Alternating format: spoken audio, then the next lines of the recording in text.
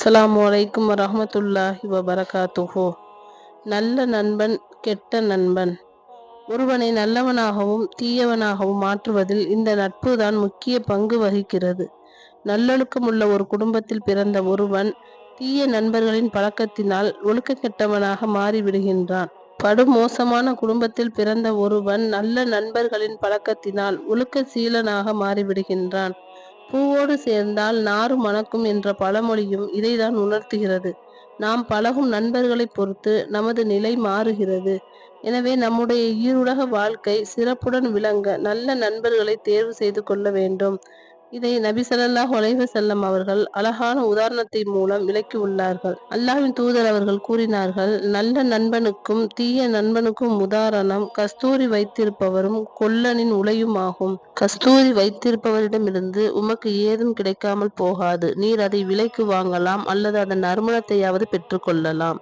ஆனால் கொல்லனின் உலை உமது வீட்டையோ அல்லது உனது ஆடையையோ எரித்துவிடும், அல்லது அவனிடமிருந்து கெட்ட வாடையை நீர் பெற்றுக் கொள்வீர் என்றார்கள்.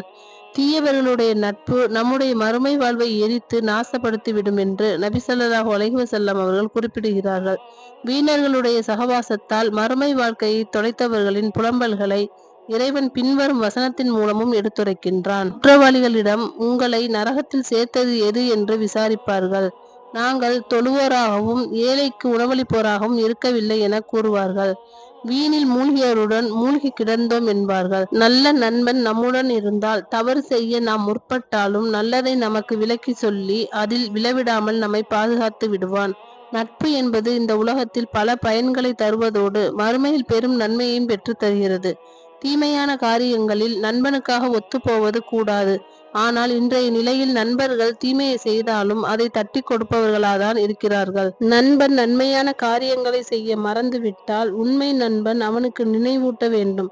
நண்பன் தொட மறந்துவிட்டால் இதை அவனிடத்தில் தெரியப்படுத்தி அவனை தொட வைக்க வேண்டும். நண்பன் நல்ல காரியங்களை செய்தால் அவனுடன் சேர்ந்து நாமும் செயல்பட வேண்டும். பின்வரும் திருக்குர்ஆன் நபிமொழிகள் நண்பர்கள் ஒருவரை ஒருவர் சீர்படுத்திக் கொள்ள வேண்டும் என்று உணர்த்துகிறது. அல்லாஹ் தன் திருமறையில் கூறுகிறான், நன்மையிலும் இறை அச்சத்திலும் ஒருவருக்கொருவர் உதவி கொள்ளுங்கள், பாவத்திலும் வரம்பு மீறலிலும் ஒருவருக்கொருவர் உதவி கொள்ளாதீர்கள், அல்லாஹுவை அஞ்சுங்கள், அல்லாஹ் கடுமையாக தண்டிப்பவன் என்று கூறுகிறான். நம்பிக்கை கொண்ட ஆண்களும் பெண்களும் ஒருவர் மற்றவருக்கு உற்ற நண்பர்கள்.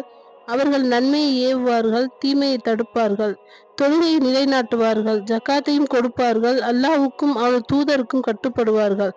அவர்களுக்கே அல்லாஹ் அருள் புரிவான். அல்லாஹ் மிகைத்தவன், ஞானமிக்கவன். இன்னும் நபி ஸல்லல்லாஹு அலைஹி வஸல்லம் அவர்கள் கூறினார்கள், அல்லாஹ் மறுமை நாளில் எனக்காக நேசம் வைத்துக் கொண்டவர்கள் எங்கே? என்னுடைய நிழலை தவிர வேறு நிழல் இல்லாத இந்நாளில் நான் அவர்களுக்கு எனது நிழலை தருகிறேன் என்று கூறுவான். இன்றைக்கு பெரும்பாலான நண்பர்கள் வீணாக பேசுவது, ஊர் சுத்துவது போன்ற தீய காரியங்களில் ஒன்றுபடுகிறார்கள். அனைவரும் அல்லாஹ்வுடைய மார்க்கம் மேலோங்குவதற்காக ஒன்று கூடுவது அரிதிலும் அரிதாகிவிட்டது.